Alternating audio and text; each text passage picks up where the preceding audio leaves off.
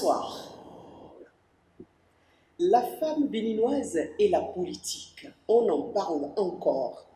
Il y a beaucoup trop de luttes, beaucoup de combats ou beaucoup de mouvements pour voir la femme béninoise émerger en politique, mais c'est comme si c'est de l'eau versée sur le dos du canard.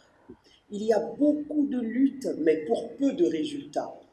Il y a beaucoup de programmes des institutions internationales, des organisations non gouvernementales, pour que la femme soit mieux représentée dans les grandes instances de prise de décision, notamment à l'Assemblée nationale, dans les conseils communaux, pourquoi pas, au gouvernement. Mais en réalité, quand on fait le bilan, les fruits tardent à tenir la promesse des fleurs. On se demande ce qui ne va pas. Qu'est-ce qui peut être à la base? Quels sont les goulots d'étranglement de cette affaire-là? Et pour en parler, à quand la fin? Est-ce qu'il y a un jour, on peut espérer une certaine parité? Sinon, aujourd'hui, on stagne, pire, on régresse. Et pour en parler, nous allons recevoir sur ce plateau de femmes à la loupe, nous allons recevoir une femme politique. Elle est Maroufat Falola, la deuxième adjointe au maire de la commune d'Ifani. Elle y est depuis des années dans la commune d'Ifani où elle a sa base. Elle va nous dire comment elle fait, elle, pour sortir la tête de l'eau. Et est-ce qu'il y a possibilité un jour qu'on considère ou qu'on arrive à une certaine parité entre hommes-femmes en ce qui concerne la politique au Bénin? Bonjour et bienvenue sur Femmes à la loupe. Vous avez besoin d'un cadre pour vos sorties en famille ou entre amis pendant ces périodes de fête et au-delà? Ne cherchez plus. La terrasse du sénateur est le cadre idéal. Agréable, convivial, chaleureuse et chic, la terrasse du sénateur est le tout nouvel espace aménagé au deuxième étage du complexe hôtelier Le Sénateur, Cisa Gontico, rue de la pharmacie Saint-Gabriel. Tout y est pour vous contenter. Une ambiance musicale soft, des mets sains, des pizzas savoureuses à des prix très abordables. Contact 97 64 86 17. Des diplômes et de l'expérience, vous en avez. De la compétence aussi, vous n'en manquez pas. Mais savez-vous parler? Savez-vous vous vendre? Car ce n'est pas ce que vous dites qui compte, mais la façon dont vous le dites. 3R Média propose de vous former. À l'ère de l'oral et du branding, ce sont des qualités comme l'aisance, la confiance en soi, l'autorité qui attirent aujourd'hui. C'est aussi la posture, le phrasé, le regard. Et tout ça, vous pouvez l'avoir à 3R Média. 3R Média, un autre regard.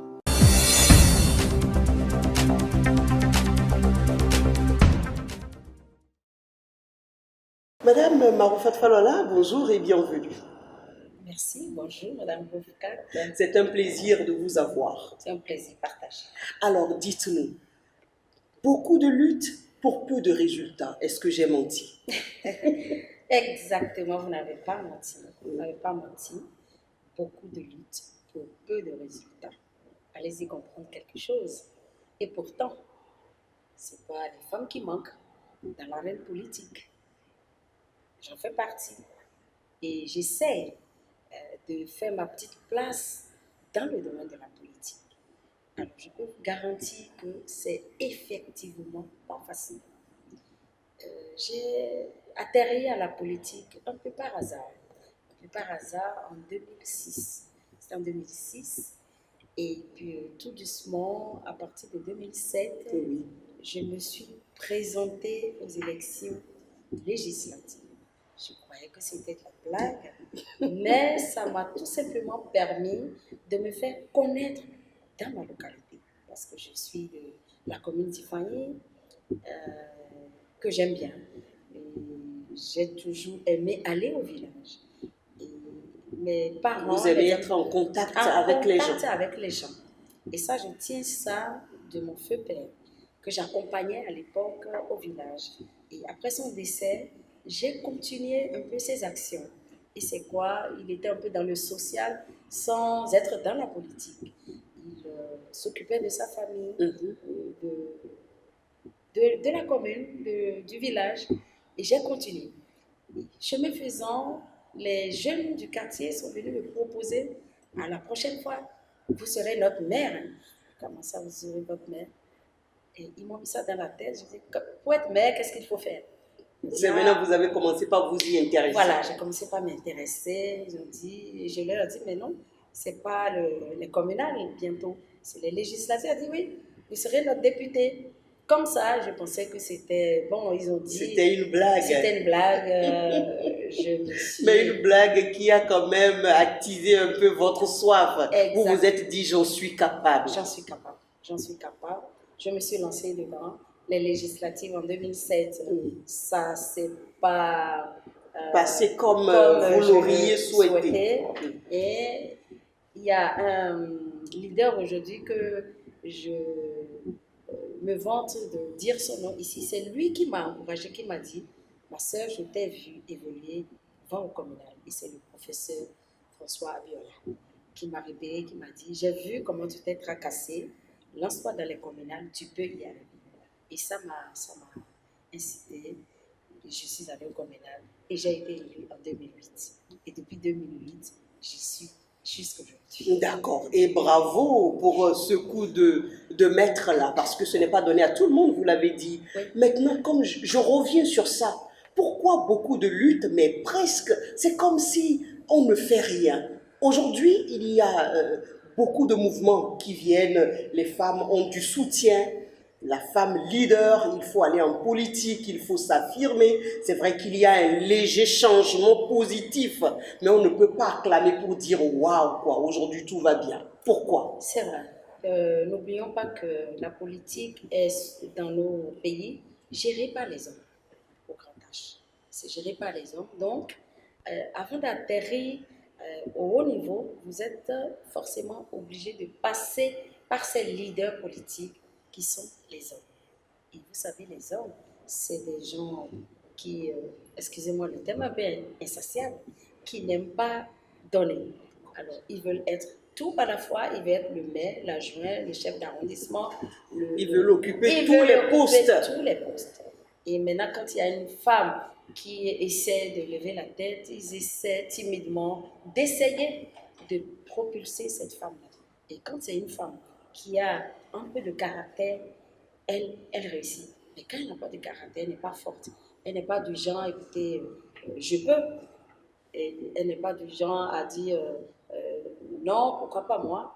Elle est là, elle tourne en rond et ça ne prend pas. D'accord. Donc vous pensez que pour ça, il faut du caractère.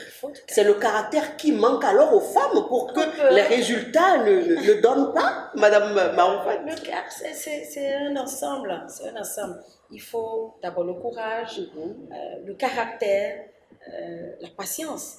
Parce que quand vous n'êtes pas patient, dans la politique, vous êtes exposé à tout. Vous allez passer à côté. À côté. Vous passez à côté et ça y est, vous restez en marche. Plus personne ne vous reconnaît en tant que femme politique. Vous restez derrière, vous acclamez, ou vous êtes à la cuisine, vous faites les sandwichs et les Coca-Cola que les militants boivent et ça se limite là. Ah, ça. Voilà. Oui. Donc, je peux dire qu'il faut avoir du courage, il faut avoir de la persévérance et du caractère pour pouvoir émerger. D'accord. Beaucoup de gouvernements se succèdent. Nous parlons du cas du Bénin, puisque nous sommes au Bénin. Beaucoup de gouvernements se succèdent. Même Madame Falala, on remarque que ces gouvernements-là, c'est beau de dire « nous vous aimons les femmes, vous êtes capables ». Mais en réalité, la représentativité de ces femmes-là, au niveau du gouvernement, même en question, n'y est pas. Est-ce que c'est pour dire que c'est un manque de volonté politique ou un manque de compétences féminines? Est-ce que nous ne sommes pas compétentes, dites-nous? Je suis désolée, nous sommes bien compétentes. C'est ce que je vous ai expliqué. Les hommes veulent tout pour eux et presque rien pour les femmes. Vous comprenez? Donc, on ne peut pas dire, parce qu'on a eu des présidents, en effet, qui nous a chanté ici, nous aiment et nous adorent, mais au gouvernement, on n'a pas remarqué ça. Ça veut dire qu'il y a quelque chose là, dans le fond, qui fait que l'homme reste toujours l'homme. Et ne veut toujours pas mettre la femme un peu au même pied d'égalité que l'homme. Parce que comment comprendre un homme qui vous dit « je vous aime », qui promet au haut et fort, au vu aussi de tout le monde, que je vais faire la promotion de la femme et finalement, on est toujours là. et on constate que la femme est Et toujours à la à la traîne. traîne. Maintenant, je pense qu'avec le système partisan que nous vivons, le rôle revient aux partis politiques aujourd'hui. Si les partis politiques décident de faire la promotion des femmes, eh bien les femmes seront presque au même niveau que les hommes. Puisque c'est le parti qui est fort aujourd'hui, ce n'est plus l'individu. Ce n'est plus l'individu. Moi, je pense que c'est une chance. C'est une chance parce que quand vous militez, quand vous êtes femme et que vous êtes dans un parti, militez. Militez au même Faites titre. vos preuves. Faites vos preuves. Faites-vous voir, faites-vous entendre. Participez aux réunions. Faites qu'on vous remarque. Quand on vous remarque. Oui, mais participer à quelles réunions? Des réunions qui se passent à des heures indues où la femme doit être au ménage et faire à manger au mari, aux enfants. Et les réunions se tiennent. J'ai rencontré plein de femmes politiques qui m'ont dit, mais madame, on veut s'affirmer, mais toujours est-il que le problème est là. Les hommes, ils organisent les réunions aux heures où on ne peut pas y être, Exactement. madame. Comment vous voulez qu'on fasse? Exactement. Il y a un lobbying qui est en train de se faire au niveau des partis aujourd'hui. Oui. Les femmes sont en train de se voir pour aller vers nos leaders politiques, nos vrais leaders politiques, les présidents des partis, l'hiérarchie, le bureau politique. Et ces femmes-là sont en train de faire un lobbying pour faire un plaidoyer auprès des hommes politiques de dire, nous vous en prions, mettez vos réunions à des heures où vous savez que les femmes seront présentes. Disponibles. Parce que disponibles. Quand vous mettez vos réunions à 1h du matin, à 2h du matin, Que voulez-vous que nous fassions? il y a un problème. Mais on a des maris quand même. On a des Et maris. ces maris sont exigeants aussi. Exactement. Quel mari voudrait laisser sa femme aller à des réunions à 1h du matin, 2h du matin? C'est pas possible. Mais je pense qu'on va y arriver. Les partis politiques sont conscients de ce fléau et ils sont en train de voir. Quand vous voyez dans les statuts, il y a des articles, je l'ai passé en tête, qui est en train de revoir ce côté par rapport aux réunions pour pouvoir inclure les femmes dans les réunions politiques. Mais si c'est une stratégie bien ficelée pour que vous n'y soyez pas, ou que nous n'y soyons pas, puisque je suis une femme aussi, même si je ne suis pas dans la politique, alors ça va être difficile de leur faire changer d'avis. Non, on y sera, puisque ce statut, ces règlements ne sont pas écrits seuls. Les hommes seuls ne participent pas à ça. Les femmes, c'est tout un ensemble. Il y a les femmes, il y a les hommes, et les femmes seront là pour défendre leur... D'accord. Madame Mahoufat Falola, Oui. dites-nous, pourquoi est-ce que la femme doit s'intéresser à la politique? Parce que beaucoup disent, la politique, c'est pour eux. C'est une question des hommes, ils n'ont qu'à gérer. Nous, on est là. Et comme le dit d'ailleurs cet adage ou cette expression, derrière un grand homme, il y a une femme. Et ça se ressent. En politique, les femmes se désintéressent pour la plupart du temps. On laisse les hommes gérer. Pourquoi, à votre avis, on doit, nous les femmes, s'intéresser à la chose politique? Merci Madame Bovkat. La femme doit s'intéresser à la chose politique. Toute femme qui aspire au développement de sa localité doit s'intéresser à la chose politique. Parce que quand vous prenez l'ensemble, le développement, quoi qu'on dise, passe par la politique. Même quand vous prenez les ONG qui essaient d'accompagner le gouvernement en faisant des actions humanitaires et sociales, ça passe par la politique. Donc, une femme qui veut... Je prends mon cas. Oui. Je prends mon cas que je connais, que je maîtrise.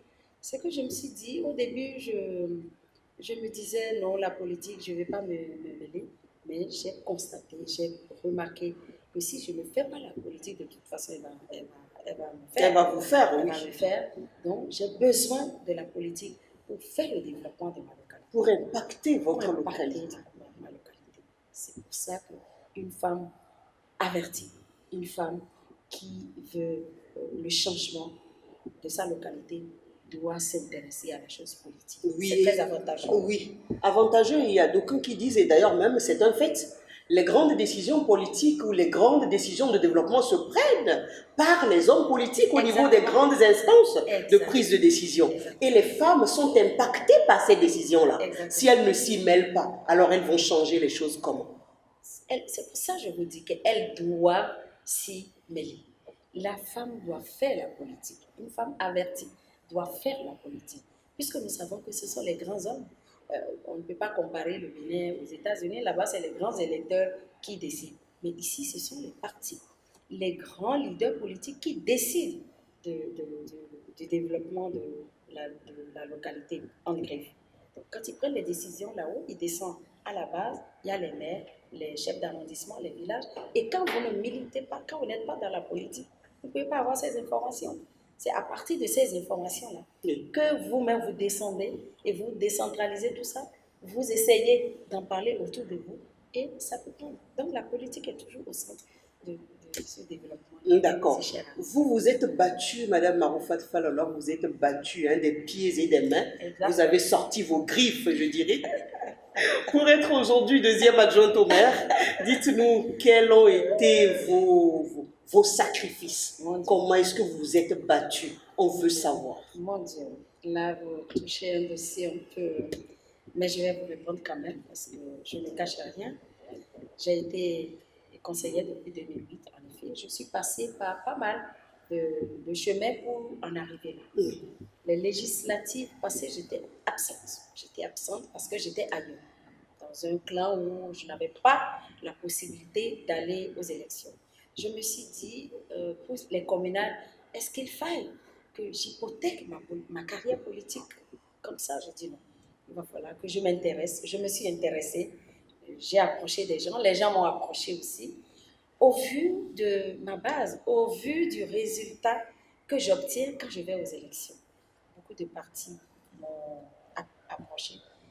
J'ai dû choisir un et je suis allée.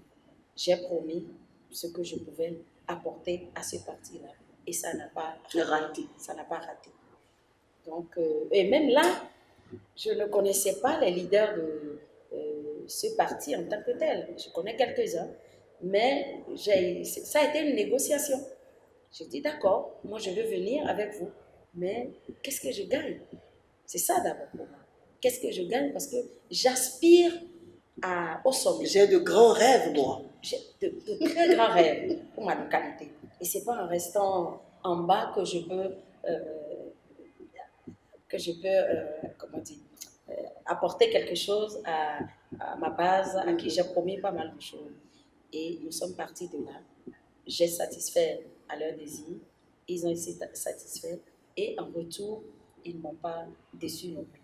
Ce qui a fait que j'ai été promu deuxième adjointe. Mais ça n'a pas été facile. Parce que j'ai atterri dans un parti où je ne militais pas, où je ne connaissais pas. Je n'ai jamais milité dans ce parti. Mais je suis arrivée. C'est pour ça qu'on dit, la femme, quand tu as quelque chose, vends-la dignement. J'ai vendu mon lobbying, j'ai vendu ma base et ça a apporté. C'est pour ça que je dis la femme, quand vous avez... Il faut avoir de la matière. Il faut avoir de la matière à vendre.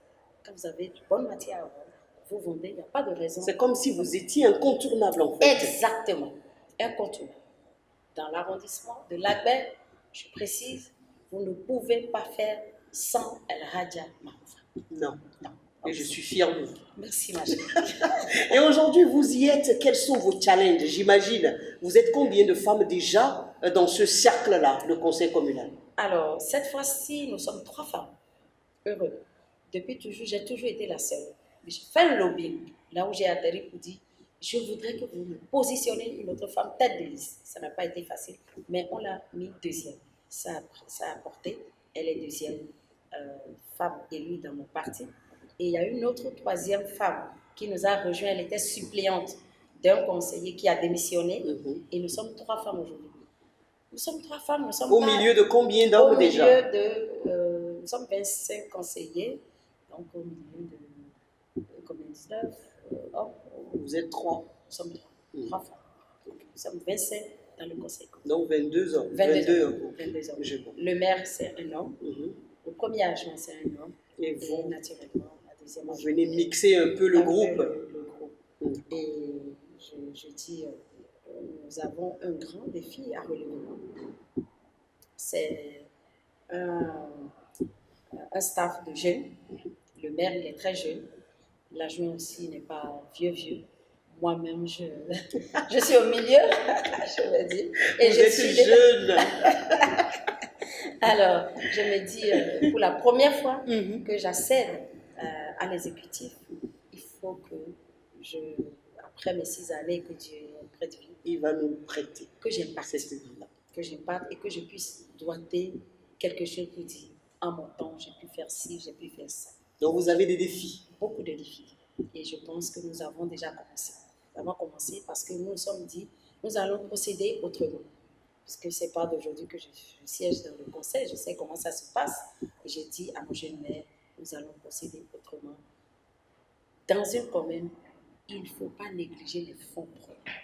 Hormis les fonds que l'État envoie pour booster les communes, les fonds propres de la commune aussi, nous devons tous nous y impliquer.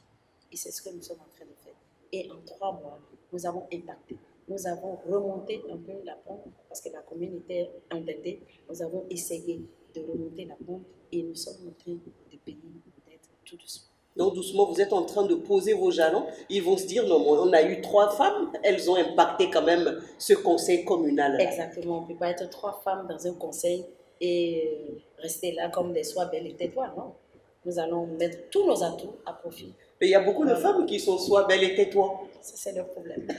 Ça, c'est leur problème. Mais Madame Maroufa, dans un conseil ou en fait, dans un groupe, c'est vrai que vous êtes dans le conseil communal d'Ifani, dans un groupe d'hommes où les voix sont lourdes et imposantes, comment faites-vous pour entendre la voix, pour qu'on entende la vôtre? Bon, quand vous rentrez dans Ifani, on vous dira que celle-là, ce n'est plus une femme, c'est un homme. Parce que je ne me laisse pas faire, ça, je le reconnais. Et quand je vois que j'ai le dos au mur et que je n'arrive pas à sortir mon épingle du jeu, eh bien je fais du bruit. Je me fais entendre jusqu'à ce que le sommet entende. Et on nous appelle, on s'assoit maintenant, on discute. Pourquoi ci, pourquoi ça? Ah non, moi je ne veux pas ci, je ne veux pas ça. Et ça marche. Peu de femmes peuvent faire ça, effectivement, peu de femmes. Mais nous sommes en train de les coacher. Je ne vous cache rien. Il y a beaucoup d'organismes internationaux qui nous aident à coacher ces jeunes femmes, leaders-là, qui aspirent à l'arène politique, en leur disant que vous devez vous imposer, vous devez parler, vous devez vous faire entendre. Quand vous êtes dans votre voix compte. Exactement. C'est comme si vous arrivez dans un conseil, les hommes parlent et vous vous taisez. Non, vous n'avez pas à vous taire. Quand on vous remet les documents, lisez, comprenez. Quand vous ne comprenez pas, appelez les gens. Demandez, posez des questions. Posez des questions. Notez. Et à chaque fois quand les autres parlent, ayez toujours le soin de noter quelque chose pour pouvoir revenir. Parce que quand on parle des fois, on a tendance à oublier. Noter et poser des questions. C'est comme ça que vous faites entendre. Ah, celle-là, elle a compris ou elle n'a pas compris. Et quand elle ne comprend pas, et quand elle parle, quand c'est pas juste, quand c'est faux, on vous ramène sur le droit chemin. Et vous comprenez. Donc, voilà ce que je peux dire. La femme doit parler. Elle doit se faire entendre. Surtout quand elle est déjà élue et qu'elle est dans un conseil, elle doit parler. Forcément. J'ai approché une grande femme politique de ce pays-là pour une émission, on devait parler de politique. Elle m'a dit, je ne veux pas la nommer, elle a dit, non mais ouf, je suis fatiguée de parler politique. Je suis fatiguée de parler de la politique encore au Bénin. Je suis repu carrément la politique. Il y a trop d'hypocrisie sociale au Bénin. On te dit qu'on te soutient, on sourit, tu vois des dents, mais au fond, rien du tout. Il n'y a aucun soutien. Tu vois en réalité qu'on te lâche. Rien que de belles paroles et de l'hypocrisie en dessous. Est-ce que vous partagez cela? Est-ce que vous avez vécu ça? Oui, je peux dire oui. Et cette femme cette grande femme politique dont vous avez tel le nom, qui n'a pas voulu parler politique, a sûrement ses raisons. Elle a ses raisons. Et je ne vous cache pas que moi aussi, je vis des choses en politique. Il n'y a pas cette femme-là qui peut dire qu'elle a réussi en politique sans connaître des frustrations. Il y a beaucoup de frustrations qu'on ne peut pas énumérer ici. C'est ça. C'est pour ça que je dis qu'il faut être fort de caractère, il faut avoir un esprit fort, sinon vous pétez les plombs et vous abandonnez à mi-chemin. C'est pas facile. D'accord. Est-ce qu'à votre avis, on peut espérer un jour une certaine ou un renversement de situation, un certain changement positif où les femmes vont vraiment tenir les rênes ou rester au devant de la scène politique et dire tout ce qu'elles pensent et agir pour le développement de leur pays? Je pense, parce que quand je vois la jeune génération montante dans les conseils communaux, je vois qu'il y a beaucoup d'évolution. Les femmes, elles ont du camp, elles osent, parce qu'il faut oser. Quand vous osez, on vous respecte. On vous respecte et quand vous vous taisez aussi, on vous prend comme, bon, il faut la laisser. Mais quand vous avez de la voix, on vous prend en considération. On prend vos avis même avant de prendre les décisions. Dans le conseil où moi j'étais pas CA, j'étais pas adjointe au maire, je n'étais rien. Mais dans le conseil communal, à chaque fois on disait, est-ce que vous avez pris l'avis de la conseillère? On ne veut pas d'histoire. Hein? Parce que vous faites des histoires. J'essaie de faire des histoires. Ce n'est que comme ça qu'on va vous écouter. Ce n'est que comme ça qu'on peut m'écouter. Je suis dans un arrondissement, vous voulez faire des infrastructures et vous ne m'en parlez pas au nom de quoi et pourquoi. J'ai besoin de savoir, pour avertir déjà ma population, pour que on est en politique. Ben oui, il faudrait marquer des points quand même. Exactement, exactement. Et vous ne ratez pas ça. Pas du tout. Là, vous pouvez compter sur moi, je ne rate pas une seule occasion pour me faire entendre quand on me met de côté. Oui. Donc, ce côté, j'ai réussi ça et on prend toujours mon avis avant de, même quand ce n'est pas dans mon arrondissement, avant de poser les jalons, il faut appeler la conseillère. C'est très important. Alors, il y a aussi ce côté-là, Madame Maroufat Falola, qui pèse lourdement sur les épaules des femmes. Nous sommes des femmes et on a des maris. Et il faut l'accompagnement moral, psychologique du mari pour que la femme qui aspire à émerger en politique puisse quand même marquer son territoire. Mais une femme déjà, quand elle veut faire la politique, elle n'a pas le soutien du mari ou le mari qui ne veut pas, non, ne fait pas ça. Et vous la voyez aujourd'hui, elle assiste à une réunion, demain elle assiste, après-demain elle n'assiste plus, elle disparaît. Il y a beaucoup de ces programmes-là d'accompagnement des jeunes femmes leaders qui ont eu à rencontrer ces genres de problèmes-là. Beaucoup de femmes, au départ, on est 100, et à l'arrivée, il n'y a que 5. Et vous allez voir, quand on fait le point, qu'est-ce qui n'a pas marché? Eh bien, mon mari n'a pas voulu.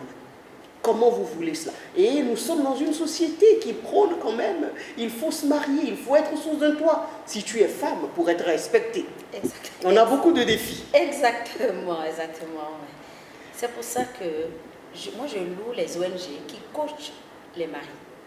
Aujourd'hui, les maris, c'est quoi? Pourquoi ils ont peur. Il y a une crainte qui naît chez les hommes, oui, qui pensent que bon, si je laisse ma femme partir, peut-être qu'on peut me l'arracher, ou bien il se fait des idées.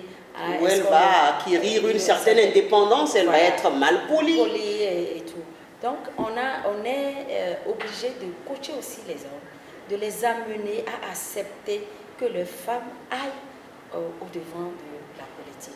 Et tout doucement, on est en train d'y arriver. Quand nous allons au séminaire, quand les ONG nous invitent, nous, femmes leaders politiques ou conseillères, il y a des moments où on nous demande d'amener nos maris, que ce soit nos maris, nos oncles ou des leaders hommes de la localité, on les invite et on leur parle. Il n'y a pas que les femmes seules qui ont besoin d'être coachées, il y a aussi les hommes à être coachés. Et ils sont en train de faire tout doucement ce lobbying-là au niveau des hommes. Et tout doucement, c'est en train de prendre. Et je pense que ça va prendre. Quand les hommes auront une certitude, une confiance totale en leurs femmes, et vous pensez que ça va arriver un jour, ça? Ça peut arriver. De la même manière que c'est en train d'arriver aujourd'hui, nous avons des femmes adjointes maires. Beaucoup de femmes sont adjointes maires, chefs d'arrondissement aujourd'hui. Avant, il n'y avait pas ça. Pendant des années, jusqu'aujourd'hui, il y a des communes où il n'y a pas une seule femme dans le conseil communal. Et ça date. Petit à petit, je pense que ça va arriver. Donc c'est un long combat, vous Un très long combat. C'est un très long combat. Et il faut garder espoir et se dire qu'un jour, la femme sera libre, totalement libre de ce fléau de « oh, mon mari, à cause de mon mari, je ne peux pas faire ci, je ne peux pas faire ça ». Les hommes aussi seront libres parce qu'ils seront coachés, ils auront la certitude que leurs femmes, quand elles vont là-bas, c'est d'abord pour leur épanouissement, pour la famille, les parents, les enfants qui voient ça, leur maman ministre, député, maire ou agent, ils sont contents, ils sont fiers de leurs parents. Et lorsqu'elles réussissent, c'est toute une communauté qui réussit en même temps. Donc, moi, je garde espoir et je pense qu'un jour, on va y arriver. On va y arriver. Alors, quelque chose à dire pour mettre un terme à cette émission?